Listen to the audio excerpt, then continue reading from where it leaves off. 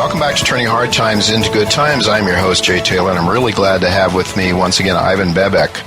Ivan is the Executive Chairman of Auryn Resources. He's had over 15 years of experience in financing, foreign negotiations, and acquisitions in the mineral exploration industry.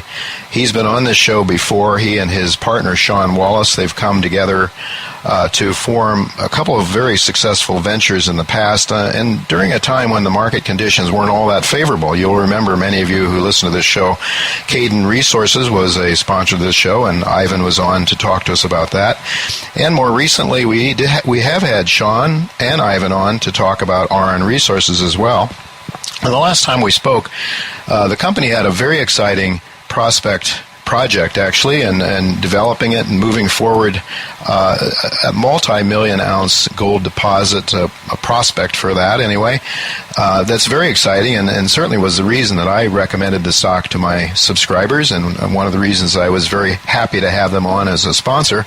But now they've come up with something even bigger, and some more prospects, a couple of things in Peru where they've been looking at a long time, and now they've just recently announced an agreement, and they also announced an agreement with a company in British Columbia to pick up something that looks very exciting there as well. So this is one of my favorite stories. I should tell you that it trades in Toronto under the symbol AUG, and you can buy it down here in the States, as I have, under the symbol GGTCF. There's 58.2 million shares outstanding, and trading about $2.20 in New York, or in the U.S. Money, and so that gives it a market cap of around $173 million. But I think this is a company that has huge upside potential, and therefore I'm really pleased and honored to have Ivan with me. Thanks for joining me again, Ivan.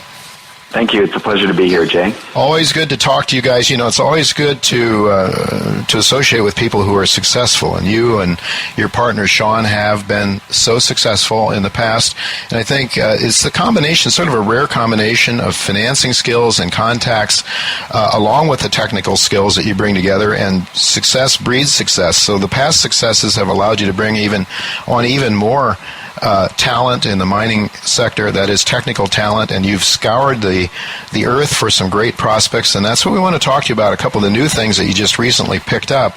But before we do that, I'd like you to review the Committee Bay gold prospect in Nunavut, which is in itself, I think, a reason that more than justifies the current share price. But talk to us a little bit about Committee Bay and what your plans are there now. Yeah, sure. Well, thanks for the introduction, Jay. I'm going to give a little bit of color just for a refresher for your audience. Sure. You know, this is our third company that Sean and I have put together, and one thing I will say, when you have successful ventures, you know, it's not what did I do wrong, it's what could I do better, because obviously you're having a successful venture, and you know what we've come together with on Auryn is Sean and I have, in the downturn, had the luxury of being able to find one of the best technical teams in the world. And I say that predominantly former Newmont global exploration experts that ran programs globally for Newmont. But in addition, if you saw our press release the other day, we added another gentleman by the name of Rael Lipson, who was the chief exploration geologist for Goldfields. And why I'm really high on the technical team, outside of the fact that it's going to improve efficiency to discovery, the cost of discovery, it's more importantly because good projects draw really good technical people in. That's a factor that I learned early in my career, and I'm sure Sean would say the same if he was here right now.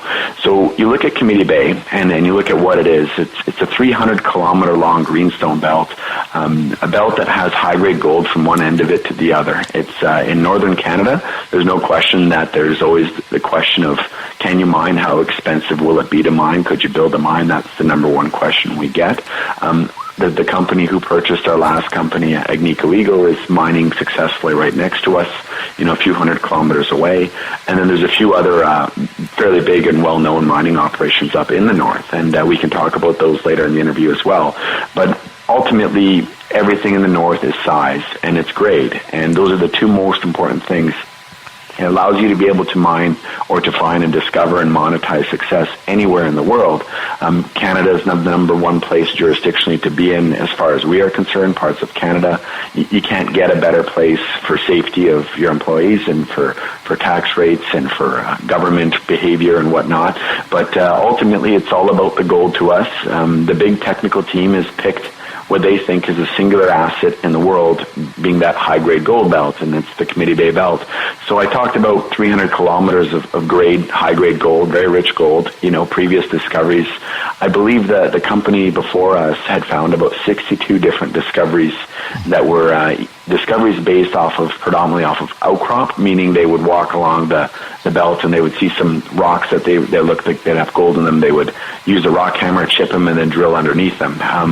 What we kind of bring to the table is an intense, very, very technically driven, intense layers upon layers of technical data is what we drive out of it, and a more modern way of approaching this belt. Our chief geologist, Michael Henriksen, and his team have already brought the drill cost down, the exploration drill cost down from $1,000 a meter to $250 a meter, and that's a remarkable reduction in cost, especially if you're going to go drill up north. And so the story behind the Committee Bay asset is not whether or not we're going to find something, it's finding enough ounces that matter. And the question is, how many ounces are there that matter? Well, if you look at some of the other mines like T-Mac or Sabina, and you look at the deposits, and when Amaruq is now standing alone on itself, Meadowbank stood alone on itself, you're finding a threshold of about 5 or 6 million ounces of about 6 or 7 grams per ton is kind of the rule of thumb to be a standalone in the Arctic. Mm-hmm. We think that we're onto something much bigger because of the prospectivity and a lot of the targets that have been revealed prior to us and what we've been doing in the last year and a half on this project. We feel that we could go maybe 3 or 4 times that in the next few years. Mm. Not necessarily delineated. We're not looking to delineate at this time. Our goal would be, let's find the footprint of the deposit or the dimensions of the deposit. Let's find the real structures that are carrying this rich gold that we're looking at. But that would be, the first 2 or 3 years of a project that we think you could drill and find gold for the next 30 to 50 years. This is an unreal belt. The amount of gold in it is unreal. That's outcropping. But what's under the 95% of till cover, till is left by glaciers when they slide across the surface, that's what really keeps us up at night. And so our team, predominantly former Newmont World Global experts, are looking at this saying, how can we get underneath that till? How can we explore that in a really efficient manner? And I'd say that Michael and his team have done a remarkable job figuring out a way to sample the tills in a unique way that no one has ever done before. Outside of the RAB rig, we've flown the entire belt with a drone. This gives us the resolution to see your fingernail on the drone year-round, so you never really leave the project. You don't get caught up by the winter and the pause. The one thing with a northern project, Jay, and you might appreciate this from other stories, we obviously drill through the summer months or the warmer months of the year, but in that time that you're not drilling, you're doing homework. You're doing lots of homework.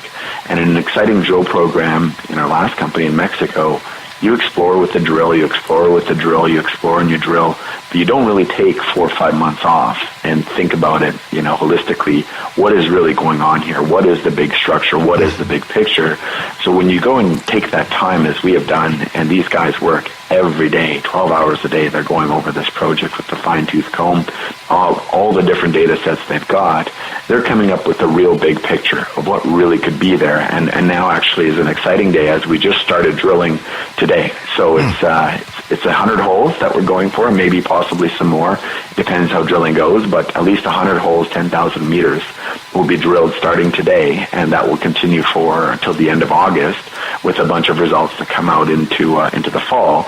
And our goal here would be to make a second and possibly third discovery besides Three Bluffs, and then next year we would go and we would expand all 2 or 3 discoveries, including Three Bluffs, and show that they could all get through 5 million ounces of gold. So the leverage for shareholders would be to have the start of a couple additional real deposits this summer, going into the expansion of those deposits and the expansion of the original discovery, which is 1.3 million ounces of 8 grams per ton in Three Bluffs. Everything that's been discovered to date ahead of us is wide open for a lot of really high-level interpretation for potentially more ounces. But, what we have the biggest time with, and I couldn't do it on your show, I couldn't do it with you in person, because we have a hard time doing it with a month of reviewing every single target, is understanding how big the scale is of everything, how big this really could be. That's really tough for us. Yeah. We try to simplify it into 2 or 3 targets, but there's 65 discoveries to be followed up on. And just to give you an example of what a discovery is, it's this stuff like 20 meters of 11 grams per ton with no follow-up drill holes around it and hanging space, we call it.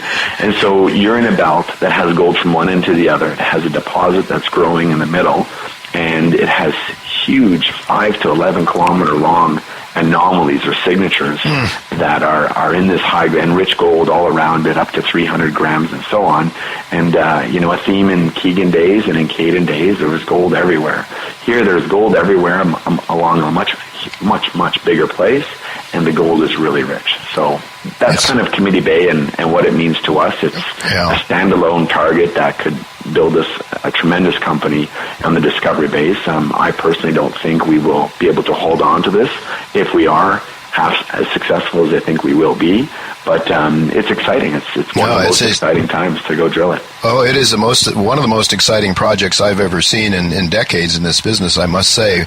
I suspect your targets are very close to surface then. You talk about the till coverage, and you'll have to go through that, I suppose, and you're finding unique ways to target the areas under the till, from what you're telling me.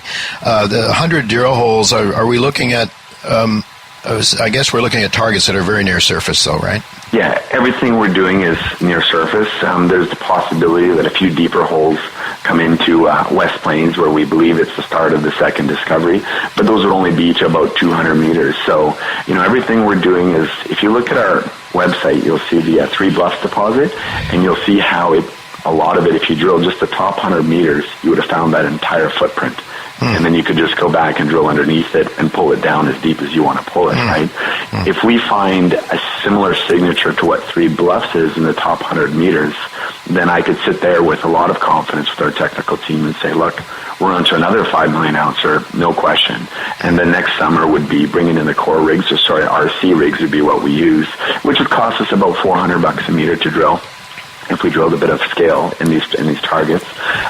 But we would use those to go down to 300 or 400 meters next summer, and we would just pull the pit down. And, you have two types of scenarios. You would likely start with open pit that would end up being underground, and that's a good thing in the north, and that's kind of what you'd hope to see. But the question that doesn't get asked a lot, Jay, and that should be asked a lot, is not so much how expensive would it be, can you build the mine? It's more to do with how's the metallurgy at Three Bluffs? That's the question that I'd be asking if I was a shareholder, because, regardless of a higher capex to build something for $1 billion up north, other people are doing it. The thing that can kill or make projects, and everyone knows this worldwide, is the metallurgy. How easy is it to extract the gold out of the rock? And our test results that we inherited from our predecessors on Three Bluffs were identical to Bebek. They're in the north of 95% recovery, which wonderful, is outstanding. Sure. So now you're not just finding high-grade gold, you're finding rich gold. You're finding it in a fairly remote environment, but it's of the value that you can make money at lower gold prices, such as $1,200 gold, if you have the right volume. But the extraction of the gold, pulling the gold out of the rocks, is in the highest percentile of what you'd hope for in terms of mining gold. So that brings your costs within reason, and it makes a mine much more profitable. So really has all the characteristics of a major gold belt. We can see 3 districts emerging right now, and a district is an area that has more than one gold deposits of 2 to 3 or 5 million ounces. We're seeing 3 different areas right now that would be their standalone districts, and then you have the entire belt to consider. So it gets big really fast. It's a very safe place to be. There are no caribou, there's no animals, and I say that because Sabina was recently turned down on their environmental permit with the Inuit. Caribou. The caribou migrating through their ground. And what happens in the north is, 2 things. The day that they announced they didn't get the permit, TMAC was granted permits for as much expansion of their tailings as they wanted. So, it begs us to wonder, maybe there was some issues that were direct between Sabina and the Inuit. We don't know, so I'd refrain from comment there. Sure. But what I can tell you is, on the east side of the Arctic where we are, and Meadowbank and Amarook are, there's no caribou. We don't see anything like that. It's really remote, and so there's no concern to us on that basis. All right, Ivan, it's a really exciting story. I mean, this alone is the reason that I'm so excited about your company. But I know that during this downturn in the gold market, in the gold share market, you were on the lookout. Your technical team were scouring the globe for safe places on the globe to work and operate, and for some great targets. And I know that you were looking in Peru for some time, and finally you came through with some news on June 2nd. You picked up a couple of prospects in Peru. Talk to us briefly about what you see with those prospects in Peru. Yeah, sure. And Peru, I mean, having a lot of former Newmont experts on our technical team, there's no question that they're really comfortable with Peru. There's a mine down there called Yanacocha. It's over 60 million ounces of gold has been discovered. The gentleman who discovered that was a big part of discovering that as a gold versus a silver deposit, and the team that worked on that deposit that's how our Peru portfolio came together. So you can imagine that of all the places on the planet that we're familiar with, our technical team is the most familiar with that one there specifically. We have two projects right now. We're pursuing an additional one. But the two that we have, one is very early stage. It's land that we picked up when Anglo was hemorrhaging non-core assets in the downturn. It's a massive porphyry target. It's in the belt where there's 2.5 billion ton, 0.5% or better copper and gold credits. So that's more of an earlier stage exploration target. We found a very, very, very significant geochemical signature of gold and copper on that already in some early work that we did. So that is something we'll get to later next year. But in the main one that we acquired, it's called Huillacoyo, and this Huillacoyo asset is, for me, I've said this once before, I'll say it again, it's a very similar project to what Barqueño was when we first stepped on Barqueño. It's an epithermal gold project that the predecessors drilled about 150,000 ounces of oxide gold. There's water, power, and roads right to the project, so it's convenient in a very, very positive infrastructure setting. It is at elevation, but not one that no one else is mining. People are mining 8 kilometers away in a mine called Minsur.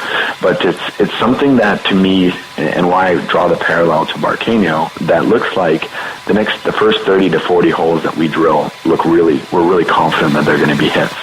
They're step outs of existing gold that's there, and what really, really gets me excited is when you listen to the Newmont technical gentlemen that work with us, especially our structural geologist Michael Hendrickson, and he talks about the analogous structures that exist within Yanacocha. And it's not that we think we're going to find 60 million ounces, but he sees the exact same thing happening. And this is about a 4 by 6 kilometer, highly altered system that's sitting there that's had drilling on maybe 300 meters of it. So it's got a lot of room to grow. These are very profitable ounces, and our theme of our company is high-grade gold in the north and oxide gold in the south. And Peru is a great country to work in. They have a very, very stable and strong mining code, something that we can all feel very comfortable putting risk dollars in to go find these deposits. And you can be very successful. If you look at what Ross Beatty did in the last market, he was extremely successful in Peru in the last bull market. So, that's Peru. Peru is oxide. It's the easiest type of rock you can mine. And then the last thing I'll mention is our BC acquisition, which we just announced about 2 weeks ago. The Homestake company, Homestake Resources. They have a resource of about 1 million ounces of 9 grams gold equivalent. It's gold, silver, a bit of lead, and copper. The value of that metal, if we can make it work, which we think we can, and the potential of growing it, is certainly there, or else we wouldn't have done the acquisition. But there's nowhere on the planet that for $8 to $10 million that you could buy 1 million ounces of 9 grams gold equivalent. It just doesn't happen. So the value in that deal is to us is the growth, and I think that our technical team is really deep, obviously, and I think they give us a very unique picture to how that can make a lot of sense for us and for the market. And I think shareholders can look forward to, once that deal is acquired, to us starting to work on it. And I think shareholders will see, although it's only 1 million ounces of 9 grams to as a first look. There's a very meaningful reason of why we've done it, and I think it will be something that is extremely profitable because of where it sits, its access to infrastructure, and the richness of the grade, and it's just something that I think will have really good numbers going forward. Well, it's really another exciting prospect. I think, though, that with your operations in Peru, it means we might be treated to some regular drill results then during the winter months or during the colder times of the year, perhaps. Yeah, great point to make, Jay.